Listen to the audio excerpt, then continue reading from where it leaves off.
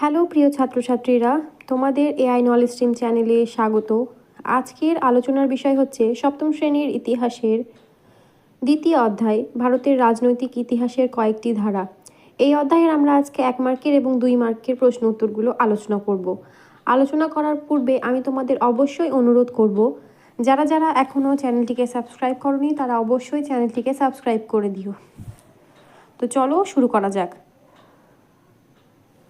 প্রথম প্রশ্নটি হচ্ছে, বঙ্গ নামের প্রথম উল্লেখ কোন গ্রন্থে পাওয়া যায়? উত্তর, ঋগ্বেদের ঐতরীয় আরণ্যকে। দ্বিতীয় প্রশ্ন, অর্থশাস্ত্র গ্রন্থটি কে লেখেন? উত্তর, কৌটিল্য। 3 নম্বর প্রশ্ন, রঘুবংশম কাব্যটি কে লেখেন? উত্তর, কালিদাস। 4 নম্বর প্রশ্ন, আইন-ই-আকবরী গ্রন্থের লেখক কে? উত্তর, আবুল ফজল। 5 নম্বর প্রশ্ন, সুবা কথার অর্থ কী? উত্তর, প্রদেশ বা রাজ্য। 6 নম্বর প্রশ্ন, বাংলাদেশ কবে স্বাধীনতা লাভ করে? উত্তর, 1971 খ্রিস্টাব্দে। 7 নম্বর প্রশ্ন, প্রাচীন বাংলার সীমানা কোন কোন নদীর দ্বারা তৈরি হয়েছিল? উত্তর, ভাগীরথী, পদ্মা ও মেঘনা নামক 3টি নদীর দ্বারা। 8 নম্বর প্রশ্ন, প্রাচীন বাংলার বৃহত্তম অঞ্চলের নাম কি? উত্তর, পুন্ড্রবর্ধন। 9 নম্বর প্রশ্ন, ভাগীরথী ও করতোয়া নদীর মধ্যের এলাকাকে কি বলা হতো? উত্তর, বরেন্দ্র অঞ্চল। 10 নম্বর প্রশ্ন, বঙ্গ বলতে কি বোঝো? উত্তর, প্রাচীনকালে পদ্মা ও ভাগীরথী নদীর মাঝে ত্রিভুজের মতো দেখতে বদ্বীপ এলাকাকে বঙ্গ বলা হতো। 11 নম্বর প্রশ্ন, প্রাচীন রাঢ় অঞ্চলকে কয়টি ভাগে ভাগ করা যায় ও কি কি? উত্তর, প্রাচীন রাঢ় অঞ্চলকে 2টি ভাগে ভাগ করা যায়, যথা উত্তরা রাঢ় ও দক্ষিণ রাঢ়।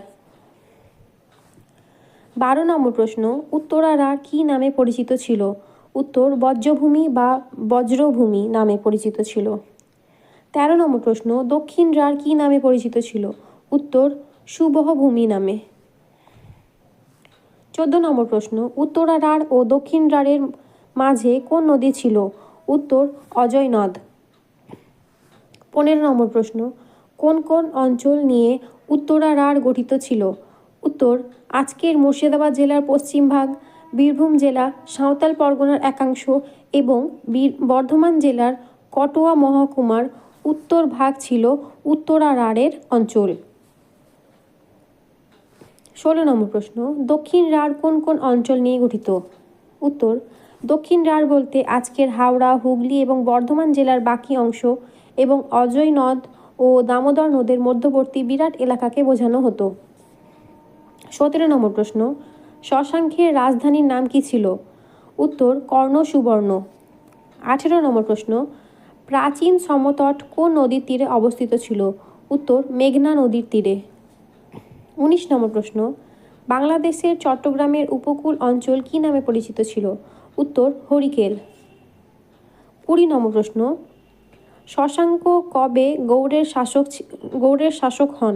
এখানে প্রশ্নটা ভুল আছে, শশাঙ্ক কবে গৌড়ের মৃত্যু ছিলেন শাসক হন, টাইপিং মিস্টেক হয়েছে, এটা হবে শশাঙ্ক কবে গৌড়ের শাসক হন। উত্তর, 606 থেকে 607 খ্রিস্টাব্দের মধ্যে। 21 নম্বর প্রশ্ন, শশাঙ্কের মৃত্যু কবে হয়? উত্তর, 637 থেকে 638 খ্রিস্টাব্দের মধ্যে।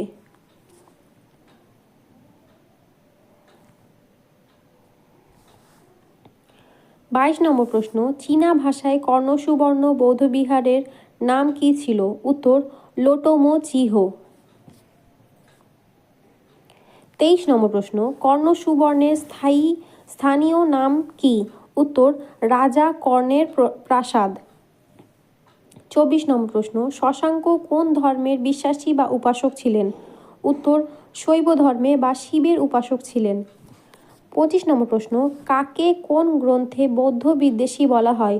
উত্তর, শশাঙ্ককে আর্য-মুঞ্জশ্রীমূলক কল্প গ্রন্থে বৌদ্ধ বিদ্বেষী বলা হয়। 26 নম্বর প্রশ্ন, রাজা হর্ষবর্ধন কোন বংশের শাসক ছিলেন? উত্তর, পুষ্যভূতি বংশের শাসক ছিলেন। 27 নম্বর প্রশ্ন, কাকে সকলোত্তর পথনাথ বলা হয়? উত্তর, রাজা হর্ষবর্ধনকে। 28 নম্বর প্রশ্ন, রাজা হর্ষবর্ধনের সভাকবি কে ছিলেন? উত্তর বাণভট্ট। 29 নম্বর প্রশ্ন, হর্ষচরিত্র গ্রন্থটি কে লেখেন? উত্তর বাণভট্ট। 30 নম্বর প্রশ্ন, গৌড়বাহ কাব্যটি কে লেখেন? উত্তর বাক্পতিরাজ। 31 নম্বর প্রশ্ন, গৌড়তন্ত্র বলতে কি বোঝো? উত্তর রাজা শশাঙ্কের শাসনকালে গৌড়ে যে ব্যবস্থা গড়ে উঠেছিল তাকে গৌড়তন্ত্র বলা হয়।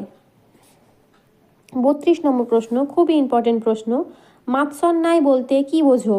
উত্তর ধর্মপালের খলিমপুর তাম্রশাসন থেকে জানা যায় যে শশাঙ্কের মৃত্যুর পর বাংলায় এক অরাজক অবস্থার সৃষ্টি হয়।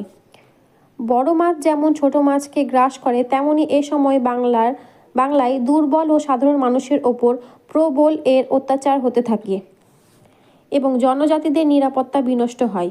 বাংলার এই অরাজক অবস্থাকে মাৎসন্যায় বলা হয়। 33 নম্বর প্রশ্ন, কে কবে পাল বংশের প্রতিষ্ঠা করেন? উত্তর 750 খ্রিস্টাব্দে গোপাল পাল বংশের প্রতিষ্ঠা করেন। 34 নম্বর প্রশ্ন, পাল বংশের শ্রেষ্ঠ রাজা কে ছিলেন? উত্তর দেবপাল। 35 নম্বর প্রশ্ন, পাল রাজাদের আদি নিবাস কোথায় ছিল? উত্তর বরেন্দ্র অঞ্চলে। 36 নম্বর প্রশ্ন, কোন পাল রাজা ত্রিশক্তি সংগ্রামে অংশগ্রহণ করেছিলেন? উত্তর পাল রাজা ধর্মপাল। 37 নম্বর প্রশ্ন, কৈবর্ত বিদ্রোহ বলতে কি বোঝো? উত্তর পাল রাজা দ্বিতীয় মহীপালের আমলে উত্তরবঙ্গের সামন্ত রাজা দিব্যক বিদ্রোহ ঘোষণা করেন এবং দ্বিতীয় মহীপালকে পরাজিত ও নিহত করে উত্তরবঙ্গে একটি স্বাধীন রাজ্য প্রতিষ্ঠা করেন। দিব্য জাতিতে কৈবর্ত ছিলেন বলে তার বিদ্রোহ কৈবর্ত বিদ্রোহ নামে পরিচিত। 38 নম্বর প্রশ্ন, কোন গ্রন্থ থেকে কৈবর্ত বিদ্রোহ সম্পর্কে জানা যায়? উত্তর রামপালের সভাকবি সন্ধ্যাকর নন্দীর রামচরিত গ্রন্থ থেকে। রামচরিত গ্রন্থটি কে লেখেন? উত্তর সন্ধ্যাকর নন্দী। 40 নম্বর প্রশ্ন, কৈবর্ত বিদ্রোহ কোন পাল রাজার আমলে হয়? উত্তর পাল রাজা দ্বিতীয় মহীপালের আমলে। 41 নম্বর প্রশ্ন, রামপালের রাজধানী কোথায় ছিল?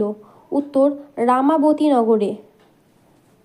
42 নম্বর প্রশ্ন, সেন রাজাদের আদি নিবাস বা বাসস্থান কোথায় ছিল?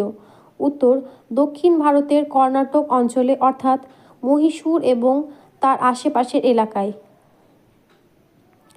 এখানে দেখো উত্তরে আছে দক্ষিণ ভারতের কর্ণাটক হবে, ওটা কর্ণাটক, ক দন্তানয় রেপ আকার ট ক। 43 নম্বর প্রশ্ন, সেন বংশের প্রতিষ্ঠাতা কে এবং এই বংশের শ্রেষ্ঠ রাজা কে ছিলেন? উত্তর সেন বংশের প্রতিষ্ঠাতা ছিলেন সামন্ত সেন আর এই বংশের শ্রেষ্ঠ রাজা ছিলেন বিজয় সেন। 44 নম্বর প্রশ্ন, কোন সেন রাজা গৌড়েশ্বর উপাধি গ্রহণ করেন? উত্তর রাজা লক্ষণ সেন। 45 নম্বর প্রশ্ন, লক্ষণ সেনের রাজধানী কোথায় ছিল? উত্তর পূর্ববঙ্গের বিক্রমপুরে। 46 নম্বর প্রশ্ন, ত্রিশক্তি সংগ্রাম বলতে কি বোঝো?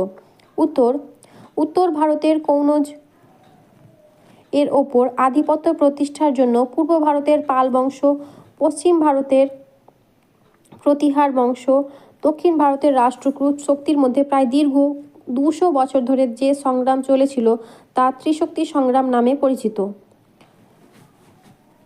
47 নম্বর প্রশ্ন, রাজপুত বলতে কি বোঝো? উত্তর অনেকে মনে করেন খ্রিস্টীয় 5ম শতকে হুনদের আক্রমণের পর বেশ কিছু মধ্য এশীয় উপজাতির মানুষ উত্তর পশ্চিম ভারতে বসবাস করতে থাকে। স্থানীয়দের সঙ্গে তাদের বিবাহ হয়, এদের বংশধরদের রাজপুত বলা হয়। 48 নম্বর প্রশ্ন, চোল বংশকে প্রতিষ্ঠা করেন? উত্তর বিজয়ালয়। 49 নম্বর প্রশ্ন, চোলের রাজধানী কোথায় ছিল? উত্তর থাঞ্জাভুর বা তাঞ্জোরনগর। 50 নম্বর প্রশ্ন, গঙ্গায় কোন্ডচল কে উপাধি নেন? উত্তর প্রথম রাজেন্দ্র চোল। 51 নম্বর প্রশ্ন, বেদুইন কাদের বলে? উত্তর মরুভূমির যাযাবর মানুষদের বেদুইন বলা হয়। 52 নম্বর প্রশ্ন, আরব বেদুইনদের প্রধান খাদ্য কী ছিল? উত্তর খেজুর এবং উটের দুধ। 53 নম্বর প্রশ্ন, কবে কোথায় ইসলাম ধর্মের আবির্ভাব ঘটে? উত্তর, খ্রিস্টীয় সপ্তম শতাব্দীতে আরব উপদ্বীপে। 54 নম্বর প্রশ্ন, হজরত মোহাম্মদের জন্ম কবে হয়? উত্তর, 570 খ্রিস্টাব্দে। 55 নম্বর প্রশ্ন, হজরত মোহাম্মদ কবে আল্লাহ বা ঈশ্বরের দূত হিসাবে মনোনীত হন? উত্তর, 610 খ্রিস্টাব্দে। 56 নম্বর প্রশ্ন, আল্লাহর বার্তাবহক কাকে বলা হয়? উত্তর, হজরত মুহাম্মদকে। 57 নম্বর প্রশ্ন, ইসলাম ধর্মের অনুগামীদের কি বলা হয়? উত্তর, মুসলমান বলা হয়। 58 নম্বর প্রশ্ন, হিজরত বলতে কি বোঝো? উত্তর, 622 খ্রিস্টাব্দে হজরত মোহাম্মদ এবং তার অনুগামীরা মক্কা ছেড়ে মদিনায় চলে আসে। এই মদিনায় চলে আসাকেই আরবি ভাষায় হিজরত বলা হয়।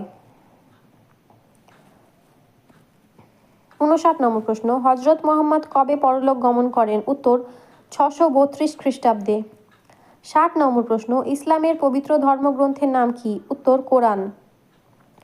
61 নম্বর প্রশ্ন, বাইতুল্লাহ বলতে কি বোঝো? উত্তর, মক্কায় মসজিদি হরম নামে একটি মসজিদ আছে। এই মসজিদের মাঝখানে কাবা নামে একটি পবিত্র ভবন আছে। এরই আরেক নাম বাইতুল্লাহ। 62 নম্বর প্রশ্ন, খলিফা কথার অর্থ কী? উত্তর, প্রতিনিধি। 63 নম্বর প্রশ্ন, প্রথম খলিফা কে ছিলেন? উত্তর, হজরত আবু বক্কর। 64 নম্বর প্রশ্ন, খলিফা বলতে কি বোঝো? উত্তর, 632 খ্রিস্টাব্দে হজরত মোহাম্মদের মৃত্যুর পর তার 4 জন সঙ্গী একে একে মুসলমানদের নেতা নির্বাচিত হয়েছিলেন। এদের খলিফা বলা হয়। 65 নম্বর প্রশ্ন, দারুল ইসলাম বলতে কি বোঝো? উত্তর, যেসব অঞ্চলে ইসলাম ধর্মের ক্ষমতা ছড়িয়ে পড়েছিল সেগুলোকে দারুল ইসলাম বলা হয়। 66 নম্বর প্রশ্ন, খিলাফত বলতে কি বোঝো? উত্তর, 632 খ্রিস্টাব্দে হজরত মোহাম্মদের মৃত্যুর পর খলিফাদের নেতৃত্বে ইসলামের সাম্রাজ্য যে যে অঞ্চলে ছড়িয়ে পড়েছিল অর্থাৎ খলিফাদের অধিকৃত অঞ্চলকেই খিলাফত বলা হয়। 67 নম্বর প্রশ্ন, কে কবে সিন্ধু প্রদেশ অভিযান করেন? উত্তর, 712 খ্রিস্টাব্দে মোহাম্মদ বিন কাসিম। 68 নম্বর প্রশ্ন, সুলতান মাহমুদ মোট কতবার ভারত আক্রমণ করেন? উত্তর, 17 বার। 69 নম্বর প্রশ্ন, কিতাব অল হিন্দ গ্রন্থটি কে লেখেন? উত্তর, অল বিরুনি। 70 নম্বর প্রশ্ন, কবে কাদের মধ্যে প্রথম তরাইনের যুদ্ধ হয়?